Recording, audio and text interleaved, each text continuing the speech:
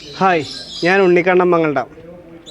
ഞാൻ ഒരുപാട് കഷ്ടപ്പെട്ട് എൻ്റെ വീട്ടിൽ ഇങ്ങനെ ഇരിക്കുന്ന സമയത്ത് സിനിമയിലൊക്കെ അഭിനയിക്കാൻ ചാൻസ് തേടി ഇങ്ങനെ ഇരിക്കുമ്പോൾ നമ്മൾ ഓരോരോ മനസ്സിലും ഓരോരോ ജീവിതത്തിലും ഓരോ പുണ്യാളന്മാരും ഓരോവരുടെ മനസ്സിലിരിക്കുന്നുണ്ട്.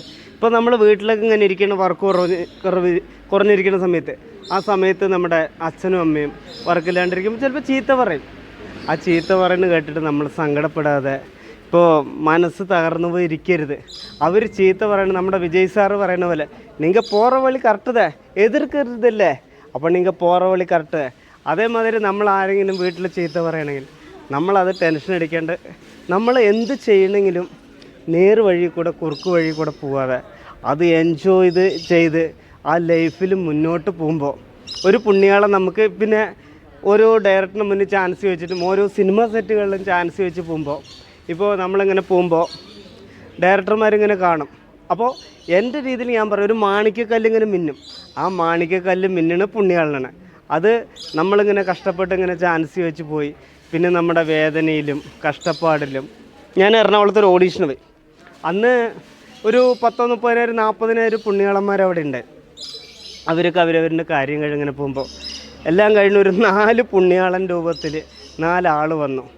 ഒന്ന് എന്താണ് ജിൻസൻ, അൽത്താഫ്, പിന്നെ വേറെ ഞങ്ങൾ പപ്പടം എന്ന് വിളിക്കുന്ന എന്തോ പേര്, ആളുടെ പേരെന്ത് പെട്ടെന്ന് കിട്ടുന്നില്ല, പിന്നെ മൻസൂർ.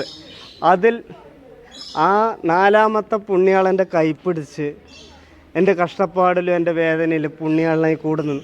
ചിലവർ നമ്മൾ നമ്മുടെ കൂടെ കൈപ്പിടിക്കുന്നത് അത് നമ്മുടെ ലക്ഷ്യം നടന്നു കഴിഞ്ഞാൽ അവർക്കും കൂടെ ഇതാകാനാണ്. എൻ്റെ കൂടെ കൂടിയ പുണ്യാളം മൻസൂർ കുറേ പൈസ തന്ന് നമ്മളെ എവിടെ പോകുമ്പോഴും വിജയണ്ണൻ്റെ പടം ഇറങ്ങുമ്പോൾ കേക്ക് മുറിക്കാനും മുട്ടായി വാങ്ങാനും ചെന്നൈ പോകാനും ഒരു ഓഡീഷന് പോവാണ് കോയമ്പത്തൂർ. അപ്പോൾ എൻ്റെ കയ്യിൽ പൈസ ഇല്ല പറഞ്ഞപ്പോൾ മൻസൂർ ഒരു പുണ്യാളുടെ രൂപത്തിൽ നീങ്ങിട്ട് വാ, ഭക്ഷണം കഴിക്കുമ്പോഴോ ബസ്സിന് പൈസ എടുക്കുമ്പോഴോ ഭക്ഷണം കഴിക്കുമ്പോൾ ചിലവരൊക്കെ പറയും ഇവൻ ഇതന്നെ പണി, ഇവൻ എന്തിനാണ് വരുന്നത്, എന്തിനാണ് ജീവിക്കുന്നത്. പക്ഷെ അവൻ അങ്ങനെയൊന്നുമില്ല. അവൻ ഭയങ്കര ഹാപ്പി ആയിട്ട് തന്നെ ഒരു അനിയനെ പോലെ രക്തബന്ധം ചെയ്യാത്ത പോലെ ആ പുണ്യാളനായി ചേർത്ത് നിന്നു ഇന്നും. എന്നിട്ട് ഞാൻ എനിക്ക് ഇത്രയും പൈസയൊക്കെ തന്നിട്ട് എങ്ങനെ ഞാൻ തിരിച്ചു തരും? മൊബൈലിൽ പൈസ കയറ്റാൻ ഒരിക്കൽ തന്ന് 2ാം പ്രാവശ്യം തന്നു. വിജയണ്ണൻ്റെ ഓരോ പരിപാടിക്കും ചെന്നൈ പോകാനാണെങ്കിലും കേക്ക് മുറിക്ക് ബർത്ത്ഡേൻ്റെ അന്നൊക്കെ പുണ്യാളുടെ രൂപത്തിൽ മൻസൂർ വന്നു. അതുപോലെ വിവേക് കൊടുങ്ങല്ലൂരുണ്ട്, എന്നെ സഹായിക്കുന്ന കുറേ സെലിബ്രിറ്റികളുണ്ട്, നടന്മാർ, പിന്നെ പാലക്കാട് ചാമ്യച്ച്, അങ്ങനെ നിരവധി ആൾക്കാരുണ്ട്. അപ്പോൾ അങ്ങനെ മൻസൂറിനെ കൊണ്ട് ഈ പൈസയൊക്കെ ഞാൻ എങ്ങനെ തിരിച്ചു തരും പറഞ്ഞപ്പോൾ ആ പുണ്യാളം പറഞ്ഞ വാക്കെന്താണെന്ന് അറിയോ? ഉണ്ണിക്കണ്ണ, നീ പൈസ എനിക്ക് തിരിച്ചു തരുന്നുണ്ട്. എവിടെയോ ഒരു പുണ്യാളൻ്റെ രൂപത്തിൽ പുണ്യാളനായി പഠിക്കാൻ ബുദ്ധിമുട്ടുള്ളവർക്കും അല്ലെങ്കിൽ അസുഖമുള്ളവർക്കും പുണ്യാളുടെ രൂപത്തിൽ നീ അവിടെ പോയിട്ട് ആ പൈസ കൊടുക്കുമ്പോഴാണ് അപ്പോഴാണ് പുണ്യാളൻ ആകുക എന്ന് പറഞ്ഞു. അതേപോലെ ജീവിതത്തിൽ നമ്മൾ എന്തൊക്കെ കഷ്ടപ്പെട്ടാലും ആ വേദനയിലും ഇപ്പോൾ വീട്ടുകാരൊക്കെ പറയും, ഇപ്പോൾ ഞാനൊക്കെ വീട്ടിലിങ്ങനെ കിടന്നുറങ്ങുമ്പോൾ എനിക്കും 10-11 മണിയാവും. അപ്പം ചായക്കടയിലൊക്കെ പോകുമ്പോൾ നിൻ്റെ അച്ഛൻ്റെ അടുത്ത് മകൻ എവിടെയും പോയില്ല ചോദിക്കുമ്പോൾ അച്ഛൻ ഇങ്ങനെ പറയും. ഞാൻ കേൾക്കുമ്പോൾ ഭയങ്കര വിഷമമാണ്. പിന്നെ അത് നമുക്ക് ഇപ്പോൾ ഇവിടം വരെ എന്നെ എത്തിയെങ്കിൽ ആ വേദനയും കഷ്ടപ്പാടിലും ഒരു പുണ്യാളുണ്ട്.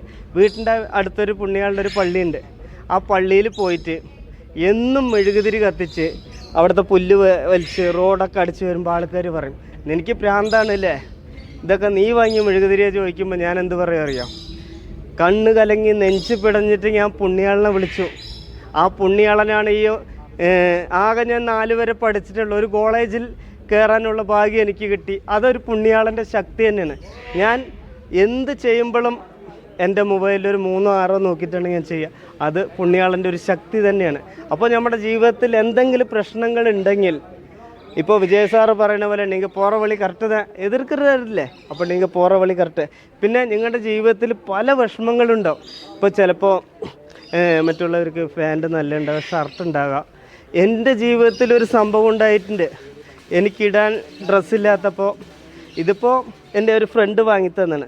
ഇവിടെ ട്രോണി ചേട്ടൻ പറഞ്ഞ ആലപ്പുഴയിലാണ്, മംഗൾ ഡാമിലാണ് വന്ന് കല്യാണം കഴിച്ചിരിക്കുന്നത്. അപ്പോൾ അവർ വാങ്ങിത്തന്നാണ്. ഇതേപോലെ എനിക്കും ഒരു ഇതുണ്ടായിട്ടുണ്ട്. അപ്പോൾ അന്ന് എനിക്കൊരു ബനിയൻ ഒരാൾ തന്നു ചെറുപ്പത്തിൽ. ബനിയൻ തന്നപ്പോൾ ഒരു കടൻ്റെ മുന്നിൽ ഇങ്ങനെ ഞാൻ നിൽക്കുമ്പോൾ, കടയിൽ ഇങ്ങനെ സംസാരിച്ചു കൊണ്ട് നിൽക്കുമ്പോൾ അവർ വന്നിട്ട് ഈ ബനിയൻ എൻ്റെ ആണല്ലോ എന്ന് പറഞ്ഞു. അപ്പോഴും ഞാൻ ആകെ വിഷമത്തിൽ നിന്നു. ഇന്ന് അതേ പുണ്യാളൻ നമുക്ക് ഓരോരോ വഴി വെച്ച് തരുമ്പോഴും നമ്മൾ സങ്കടപ്പെടാതെ, അപ്പോൾ നിങ്ങളുടെ കയ്യിൽ എന്ത് ഇല്ല എന്ന് നോക്കി മറ്റുള്ളവരുടെ കയ്യിൽ ചിലപ്പോൾ BMW ഉണ്ടോ, ബെൻസ് ഉണ്ടോ, ചിലപ്പോൾ നിങ്ങൾക്ക് ചോർന്നൊലിക്കണ ഓലപ്പെരയിൽ ഒരു നേരത്തെ കഞ്ഞിയും മുളക് പൊടിയും ചിലപ്പോൾ മാങ്ങ ഉപ്പിലിട്ടുമായിരിക്കും.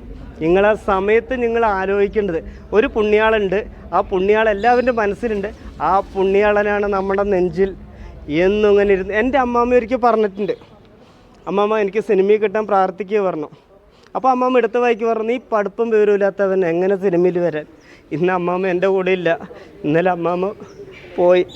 അപ്പോൾ ഇന്ന് ഞാനിവിടെ എത്താൻ കാരണം എൻ്റെ അമ്മാമ്മ ആ വാക്ക് പറഞ്ഞതുകൊണ്ട്. അപ്പോൾ വീട്ടിൽ അച്ഛനും അമ്മയാണെങ്കിലും നമ്മളെ ചീത്ത പറയുമ്പോൾ നമ്മൾ വിഷമിക്കുക വേദനിക്കുക ചെയ്ത് അത് അവർ നമ്മൾ ഇഷ്ടമുള്ളവരാണ് പറയുന്നത്. അപ്പോൾ ഇന്ന് എൻ്റെ അമ്മാമ്മ ഏറ്റവും കൂടുതൽ ഇന്നിപ്പോൾ മുകളിലിരുന്ന് സന്തോഷിക്കുന്നുണ്ടോ. ഞാനിന്ന് ഇവിടെ വരണം എന്നോ എഴുതി വെച്ചൊരു നിയോഗമാണ്. അപ്പോൾ ഇവിടെ എത്തി. അത് ആ പുണ്യാളൻ്റെ ഒരു ശക്തിയാണെന്ന് ഞാൻ പറയുള്ളൂ. അപ്പോൾ നമ്മുടെ ജീവിതത്തിൽ ചോർന്നൊലിക്കുന്ന കൂരയുടെ താഴെ നമ്മൾ വിഷമത്തിരിക്കുക മറ്റുള്ളവർക്ക് ഇത്. അപ്പോൾ ആ ചോർന്നൊലിക്കുന്ന കൂരയിൽ ഇങ്ങനെ വീട്ടിൻ്റെ അവിടെ കിടക്കുമ്പോൾ വീട്ടിലുള്ള പാത്രങ്ങൾ വെച്ച് ആ ചോർന്നൊലിക്കുന്ന വെള്ളത്തിൽ ഇങ്ങനെ വെള്ളം വറ്റി നിൽക്കുമ്പോൾ അമ്മയോ അച്ഛനോ അല്ലെങ്കിൽ നമ്മൾ ആ കുട്ടികളാരെങ്കിലും ആ വെള്ളം എടുത്ത് വെളിയിൽ കളഞ്ഞ് പിന്നെയും നിങ്ങൾ അവിടെ നിന്ന് നിങ്ങൾ ചിന്തിക്കണം. ഒരു പുണ്യാളൻ നമ്മുടെ എല്ലാ ആ പുണ്യാളനാണ് നമ്മുടെ വാശി എന്ന് പറഞ്ഞ എനർജി പവറായിട്ട്. ഇപ്പം ഞാൻ 4ാം ക്ലാസ് വരെ പഠിച്ചുള്ളൂ. ഓരോ സ്ക്രിപ്റ്റൊക്കെ കിട്ടുമ്പോഴേക്ക് കൈയും കാലും വിറയ്ക്കും. ആ സ്ക്രിപ്റ്റ് വിറയ്ക്കുന്ന സമയത്ത് ഞാൻ എൻ്റെ തിരുവനന്തപുരത്തുള്ള മൻസൂറിനെ വിളിക്കും. മൻസൂർ തന്നെ അവ വോയിസ് വിട്ട് തരും. ഞാൻ അത് കേട്ട് പഠിച്ചിട്ടാണ്. നിങ്ങൾക്ക് ആ അവസ്ഥ വരരുത്, നിങ്ങൾ നന്നായിട്ട് പഠിക്കുക. ആ പഠിക്കുമ്പോൾ നിങ്ങളിന്ന് ചോർന്നൊലിക്കിയുടെ കൂരയുടെ നിന്നിട്ട് ഒരു ബിരിയാണി തിന്നാൻ ആഗ്രഹിച്ചെങ്കിൽ, നിങ്ങൾക്ക് നല്ലൊരു വീട് വേണമെങ്കിൽ, നിങ്ങൾക്ക് നാളെ ഈ 4ാം ക്ലാസ് വരെ ഉണ്ണിക്കണ്ണൻ ഈ കോളേജിൻ്റെ പടിയിൽ ഇവിടെ നിൽക്കാൻ കാരണമെങ്കിൽ, നിങ്ങൾക്ക് ഇവിടെ അമേരിക്കൻ പ്രസിഡന്റ് വരെ ആകണമെങ്കിൽ നിങ്ങൾ അതിനു വേണ്ടി കഷ്ടപ്പെട്ടാൽ മാത്രം. അപ്പോൾ നിങ്ങൾ ഈ ചോർന്നൊലിക്കുന്ന കൂരയിൽ നിന്ന് മാളികയിൽ വരും, നിങ്ങൾക്ക് ബെൻസ് കിട്ടും. പല ആഗ്രഹം ബെൻസ് കിട്ടുമ്പോൾ അങ്ങനെയല്ല, അതിനു വേണ്ടി കഷ്ടപ്പെടണം. പിന്നെ ഞാൻ ഉണ്ണിക്കണ്ണൻ 117 കിലോ ഉണ്ട്. അപ്പോൾ തീറ്റാപ്പാറ്റയിൽ പോയി. അപ്പോൾ ഞാൻ ഇങ്ങനെ വെയിറ്റ് ഇതാക്കുകയാണ്. അപ്പോൾ വീട്ടിലിരുന്ന് അച്ഛൻ ഡാമിൽ മീൻ കൊണ്ടുവരും. ആ മീൻ കൊണ്ടുവന്നിട്ട് ഞാൻ കഴിച്ചിട്ട് വറുത്തൊക്കെ ഒരു 6-7 പീസൊക്കെ കഴിച്ചിട്ട് ഇങ്ങനെ ഇരുന്നിട്ട് തടി കുറയ്ക്കുമ്പോൾ ഒരു ഇതാ പറയണേ. അപ്പോൾ ഇങ്ങനെ ഇരുന്നിട്ട് നാളെ തടി കുറയ്ക്കുക. അപ്പോഴൊരു പുണ്യാളം നമുക്കൊരു വാശിയും ഒരു ആഗ്രഹവും നമുക്കുണ്ടെങ്കിൽ ഒരു പുണ്യാളം ആ സമയത്തും വരും. ആ സമയത്ത് വീട്ടിലിരുന്നിട്ട് ലോട്ടറി പോലെ വേണ്ട ഒരു 5 മണിക്ക് എണിച്ചു, വേണ്ട ഒരു 6 മണി, വേണ്ട നാളെ പോവുക, അങ്ങനെയല്ല. നമുക്ക് എന്തിനും ഏതിനും ഒരു പുണ്യാളൻ നമ്മുടെ ഉള്ളിലിരുന്നിട്ട് ഇങ്ങനെ ആ മോട്ടിവേഷൻ്റെ വാശി ഇങ്ങനെ വന്ന് ഇങ്ങനെ എനർജിയോടെ ഇരുന്ന് നമ്മുടെ ലക്ഷ്യത്തെ.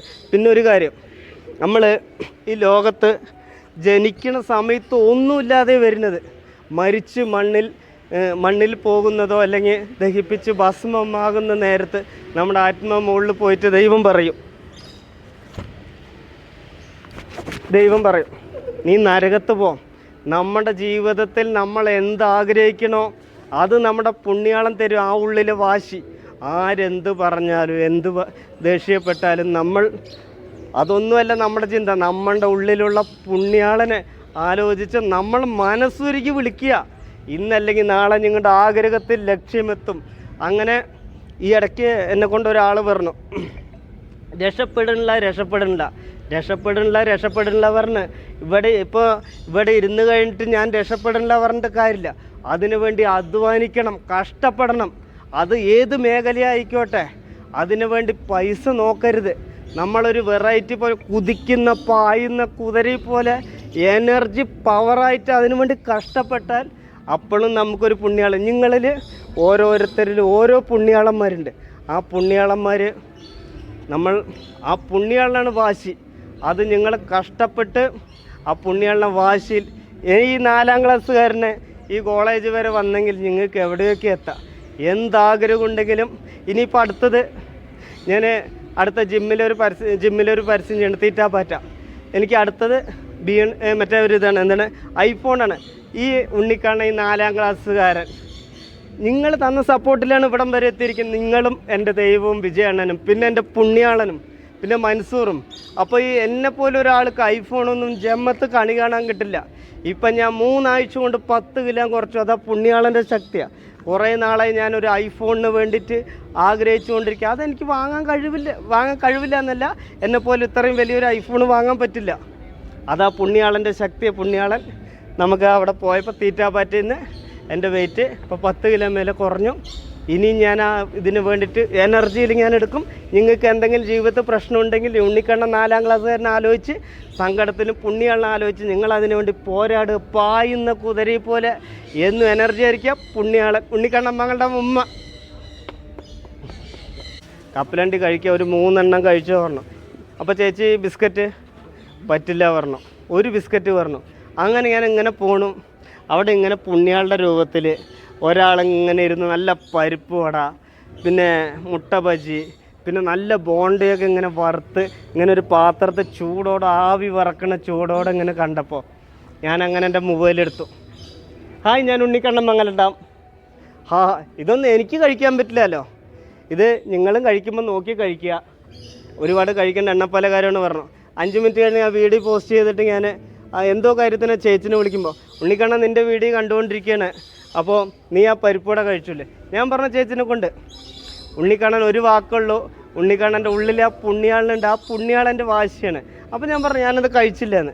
ഇതേപോലെ ഒരു കല്യാണത്തിന് പോയിട്ട് എല്ലാവരും ഇങ്ങനെ ഇരിക്കുക. പുണ്യാളൻ എല്ലാവരും ഇത് നല്ല പാൽപ്പായസം പുണ്യാളുടെ രൂപത്ത് വന്നു. അതിൽ അല്ലെങ്കിൽ 3-4 ഗ്ലാസ് പായസം കുടിക്കുന്ന ആൾ ആ പായസം നോക്കി ഇങ്ങനെ ഇരുന്നു. അപ്പോൾ നിങ്ങളുടെ ജീവിതത്തിൽ ഓരോ പുണ്യാളന്മാരോ നമ്മുടെ വാശിയായിരിക്കും. ആ വാശിയിലാണ് നമ്മുടെ ലക്ഷ്യം. നിങ്ങൾ ഇതേപോലെ ഒരു കാര്യം കൂടെ പറയാം. ഈ ഇടയ്ക്ക് എൻ്റെ ഒരു കൂട്ടുകാരൻ ചാലക്കുടിയിലുള്ളത് അനിൽ അയ്യപ്പൻ പറഞ്ഞ് മരിച്ചുപോയി. ഒന്നും വാങ്ങണില്ല പറഞ്ഞിട്ട് ഡിപ്രഷനായിട്ട് ഇംഗ്ലീഷൊന്നും വിഷമിച്ചിട്ട് കാര്യമില്ല. അപ്പോൾ വീട്ടിൻ്റെ അവിടെയുള്ളവരെല്ലാം രക്ഷപ്പെടണില്ല പറഞ്ഞിട്ട് വെറുതെ ഇവിടെ ഇരുന്ന് കഴിഞ്ഞാൽ, ഇപ്പോൾ ഇന്നാളൊരു പടത്തിൽ പറഞ്ഞ പോലെ ഇങ്ങനെ ഇരുന്ന് കഴിഞ്ഞാൽ പുണ്യാളം ഇങ്ങനെ ഇരുന്നിട്ട് തന്നെ വായിൽ ചോറ് വെച്ച് തരില്ല. അതിന് വേണ്ടിയിട്ട് എന്ത് ജോലിയാണെങ്കിൽ നമ്മൾ കഷ്ടപ്പെടണം. എന്ത് ജോലിയാണ്. കൈക്കോട്ട് പണിക്ക് പോയാൽ പണ്ടത്തെ ആൾക്കാർ പറയും എല്ലുമുറി പണിയെടുത്ത് പല്ലുമുറി തിന്നണമെന്ന്. അപ്പോഴാ പുണ്യാളം കാണുള്ളൂ. വെറുതെ ഇവിടെ ഇരുന്നിട്ട് അയ്യോ എനിക്ക് വിശക്കണ് പറഞ്ഞ ചോറ് ആരും തരില്ല. അതിനു വേണ്ടി കഷ്ടപ്പെട്ട് ആ പുണ്യാളം നമുക്കൊരു ദിവസം തരും. ആ ദിവസം തരുന്ന ഫസ്റ്റ് കരഞ്ഞ് സങ്കടത്തൊക്കെ ഞാനൊക്കെ സിനിമൻ്റെ പുറകെ നടക്കുമ്പോൾ ഒരുപാട് കഷ്ടപ്പെട്ട് അന്നും എൻ്റെ പുണ്യാളൻ എൻ്റെ ഇങ്ങനെ നിന്ന് നോക്കും. റെയിൽവേ സ്റ്റേഷൻ വേറൊരു കാര്യം പറയുന്നുണ്ട്. ഉണ്ണിക്കണ്ണൻ സിനിമയിലേക്ക് ഇങ്ങനെ പോണ സമയത്ത് കയ്യിൽ കാശ് പോലും ഇല്ലാതിരിക്കുക. കള്ള ട്രെയിൻ കയറി പോയിട്ടുണ്ട്. അപ്പോഴും പുണ്യാളൻ്റെ രൂപത്തിൽ TTR ആ വണ്ടിയിൽ കയറില്ല. ആ വണ്ടി കയറില്ല. ആ ഉണ്ണിക്കണ്ണൻ എന്ന് നനച്ച ട്രെയിൻ കയറിയിട്ട് ഞാൻ ചെന്നൈയിലേക്ക് എത്രയോ പ്രാവശ്യം പോയിട്ടുണ്ട്. അതേ പുണ്യാളൻ്റെ രൂപത്തിൽ ആർദ്ര എന്നെ വിളിച്ചു. മറ്റേ ആർദ്ര വിളിക്കുന്ന ഒരു മുന്നേ അങ്ങനെ ആ വിജയ് സാറ് പറഞ്ഞ നനച്ച വണ്ടിയിൽ നിന്ന് മെട്രോ ട്രെയിൻ വരെ എത്തി. ഞാൻ കള്ള ട്രെയിൻ കയറിപ്പോയ അതേ ട്രെയിൻ കാശില്ലാതെയാണ് അതേ ട്രെയിനിൽ എന്നെ ഒരു പുണ്യാളനാക്കി. ഇപ്പോൾ ആ മെട്രോ ട്രെയിനിൽ പുണ്യാളനാക്കിയ സ്ഥിതിക്ക് ഇപ്പോൾ ആർദ്ര തിരുവനന്തപുരത്തുള്ളതൊരു പരസ്യത്തിന് വിളിച്ചു. AC ട്രെയിനിലാണ് ഈ പുണ്യാളം പോയത്. അപ്പോൾ ഓരോ ജീവിതത്തും വാശിയായി ആ പുണ്യാളൻ എന്നും ഇവിടെ നമ്മുടെ ജീവിതത്തിൽ എല്ലാവർക്കും ഉണ്ടാകും. ആ പുണ്യാളന് വേണ്ടി നമ്മൾ തേടുക, കഷ്ടപ്പെടുക. ഇനിയിപ്പോൾ കരിങ്കല്ല് പണിക്ക് നമ്മുടെ എന്ത് പണിക്കുക നമ്മളത് ചെയ്യുക. പിന്നെ നിങ്ങളുടെ ജീവിതത്തിൽ എന്തെങ്കിലും ഒരു ആഗ്രഹം, ഇപ്പോൾ സിനിമയാണെങ്കിൽ സിനിമ, ഹോട്ടൽ മേഖല, എന്ത് മേഖലയാണെങ്കിലും അത് സന്തോഷ് ജോർജ് കുളങ്ങര സാറ് പറയുന്ന പോലെ നമ്മുടെ ലക്ഷ്യമായിരിക്കണം എയിം, കാശായിരിക്കില്ല.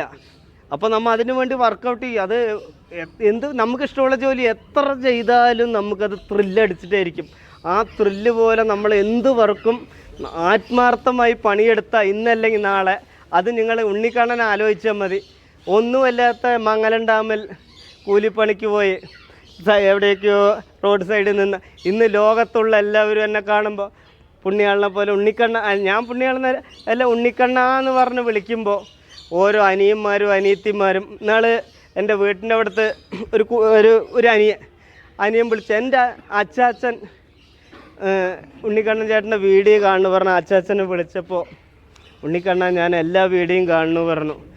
ഞാൻ ആരാ ചേട്ടാ, വെറും ഒരു സാധാരണ ഉണ്ണിക്കണ്ണൻ മംഗളുടെ കൂലിപ്പണിക്ക് പോയി സിനിമയിലൊക്കെ വലിയ വലിയ പടങ്ങളിൽ ഭാഗമായി. ഇന്ന് ലോകത്തെല്ലാവരും എന്നെ ഉണ്ണിക്കണ്ണ പറഞ്ഞ് വിളിക്കുന്ന എല്ലാവരും. എനിക്കറിയില്ല ഇതിൻ്റെയൊക്കെ ഒരു ശക്തി, ഒരു പുണ്യാളൻ. ആ പുണ്യാളൻ്റെ ശക്തിയാണെന്ന് ഉണ്ണിക്കണ്ണൻ 4ാം ക്ലാസ്സുകാരൻ. കങ്കോ സിനിമ ഇന്നലെ ഇറങ്ങി. അപ്പോൾ കങ്കോ സിനിമ ഇറങ്ങി സൂര്യക്ക് ഭയങ്കരമായിട്ടുള്ള വിമർശനങ്ങൾ, അതേപോലെ ഉണ്ണിക്കണ്ണൻ്റെ വിമർശനങ്ങളുണ്ട്.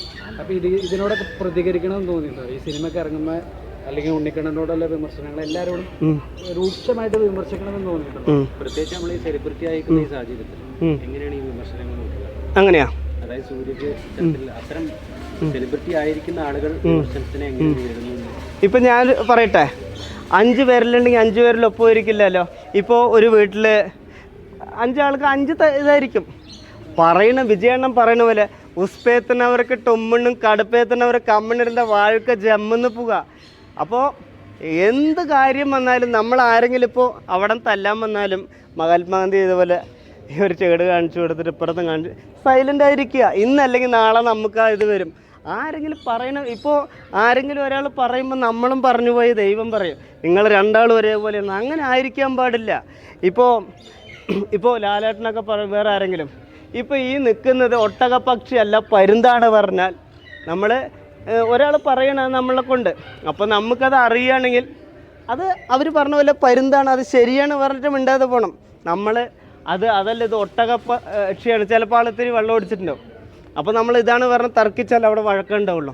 ആ സമയത്ത് നമ്മളത് പരുന്താണ് എന്നിട്ട് പറഞ്ഞാൽ മെല്ലെ അവിടെ നമ്മൾ സൈഡ് പോവുക. പല ആൾക്കാർ പലതും പറയും ചേട്ടാ. ഇപ്പോൾ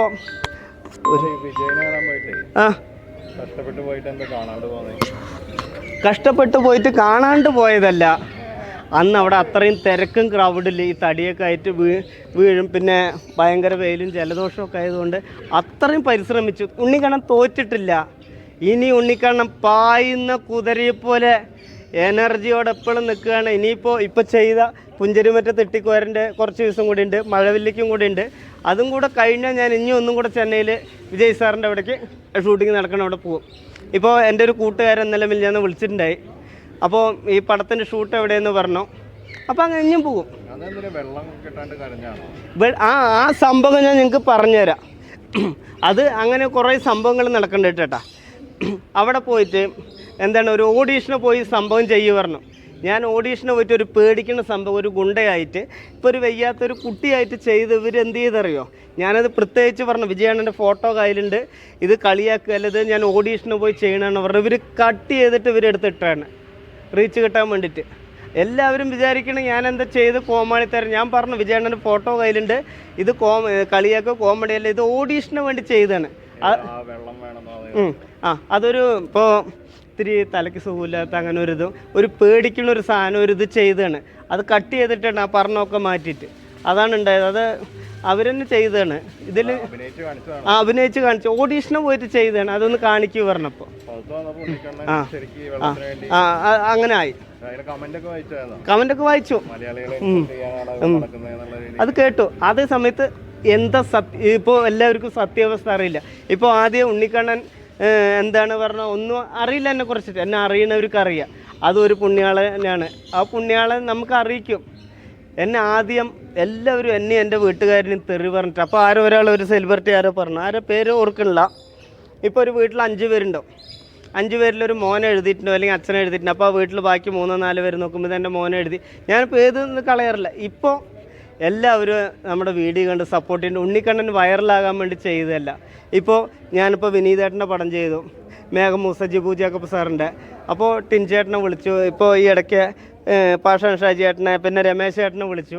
അങ്ങനെ എല്ലാ സെലിബ്രിറ്റികളും എല്ലാ ആർട്ടിസ്റ്റിനെയും വിളിക്കാറുണ്ട്, എല്ലാവരും സംസാരിക്കായിരുന്നു. ഇപ്പോൾ മഴവില്ലിലേക്ക് വിളിച്ചിട്ടുണ്ട്. അപ്പോൾ നമ്മൾ ജീവിതത്തിൽ എന്തെങ്കിലും ഒരു ആഗ്രഹം കൊണ്ട് അപ്പോൾ അവർക്കൊക്കെ നമ്മൾ സംസാരിച്ചിട്ടുണ്ട്. അപ്പോൾ വൈറലാകാൻ വേണ്ടിയിട്ടല്ല ഉണ്ണിക്കണ്ണൻ ഇതൊക്കെ ചെയ്യണത്, ആഗ്രഹം കൊണ്ടാണ്. അതുകൊണ്ടാണ് ജനങ്ങൾ സപ്പോർട്ട് നിൽക്കുന്നത്. ലോകേഷ് സാറിന് നാളെ വീട്ടിൽ പോയി കണ്ടിരുന്നു, പോയി ഫോട്ടോ കൊടുത്തിട്ടുണ്ടായി. ആള് നോക്കാന്ന് പറഞ്ഞിട്ടുണ്ട്. എല്ലാം ഭാഗ്യം പോലെ കാണും. അത് ഞാൻ ഒരു കാര്യമുണ്ട് ചേട്ടാ. ഇപ്പോൾ ചേട്ടൻ്റെ സന്തോഷ് ജോർജ് കുളങ്ങര സാറോ അല്ലെങ്കിൽ ശ്രീകണ്ഠൻ നായരുടെ സാറിൻ്റെ നമ്പർ ഉണ്ടെന്ന് വിചാരിക്കുക. ഇപ്പം ഞാൻ ഇത്തിരി പരിചയമുണ്ട്. ഞാൻ വന്നിട്ട് ചേട്ടാ എനിക്ക് സന്തോഷ് ജോർജ് കുളങ്ങര സാറിൻ്റെ നമ്പറോ അല്ലെങ്കിൽ ശ്രീകണ്ഠൻ നായരുടെ സാറിൻ്റെ നമ്പറോ വേണം പറഞ്ഞാൽ ചേട്ടൻ തരില്ല. അപ്പം നമ്മൾ എന്തിനും നമ്മൾക്കുള്ളൊരു ഇത് കളയണേ? നമ്മൾ ഫ്രണ്ട്ഷിപ്പ് ആയിരിക്കും. നമ്മൾ കഷ്ടപ്പെട്ട ഒരു പുണ്യാളം പോലെ നമുക്ക് ആ സമയത്ത് അതാണ് പല പ്രാവശ്യം. ഇപ്പം ഞാൻ വിജയ് സാറിനെ കാണാൻ പല പ്രാവശ്യങ്ങൾ പോകണം. ഇനി ഇങ്ങനെ പോയി ട്രൈ ചെയ്തുകൊണ്ടിരിക്കണം. ഞാൻ മങ്ങളുടെ വീട്ടിൽ കിടന്നിട്ട് ലോട്ടറി പോലെ നാളെ പോവാ പറഞ്ഞ കാര്യമില്ല. എനർജി പോലെ പായുന്ന കുതിര പോലെ എന്നും നമ്മൾ വർക്കൗട്ട് ചെയ്യണ പോലെ നമ്മൾ അതിന് വേണ്ടിയിട്ട് അപ്പം എല്ലാവരും ഇങ്ങനെ പുറത്തൊക്കെ പോകുമ്പോൾ എല്ലാം ഓഡീഷന് ഇതേപോലെ ഓഡീഷന് ചെയ്യുമ്പോൾ അത് നമ്മൾ ശ്രദ്ധിച്ച് ചെയ്യുക. അത് ഇങ്ങനെ കട്ട് ചെയ്തിട്ട് എന്നെ ഇട്ടിട്ട് ഇതാക്കിയതാണ്, വേറെ ഒന്നുമല്ല. ഇതൊരു ഓഡീഷന് ചെയ്യുന്ന സാധനമാണ്. ഇതൊരു പേടിക്കുന്നുണ്ട്, പിന്നെ ഒരു ഗുണ്ടയായിട്ട്. അപ്പോൾ ഉണ്ണിക്കണ്ണ അന്ന് ചെയ്തത് ഇതൊരു ആക്ടിങ് മാത്രമാണ്. ആരും തെറ്റിദ്ധരിക്കരുത്. ഞാൻ ആരെയും കളിയാക്കുക മോശപ്പെടുത്തുക ഒന്നും ചെയ്യില്ല. എൻ്റെ അഭിനയം ഓഡീഷനെ പോയി ചെയ്യണതാണ്. എല്ലാവരും സപ്പോർട്ട് ചെയ്യുക. ഉണ്ണിക്കണ്ണൻ മങ്ങളുടെ ഉമ്മ.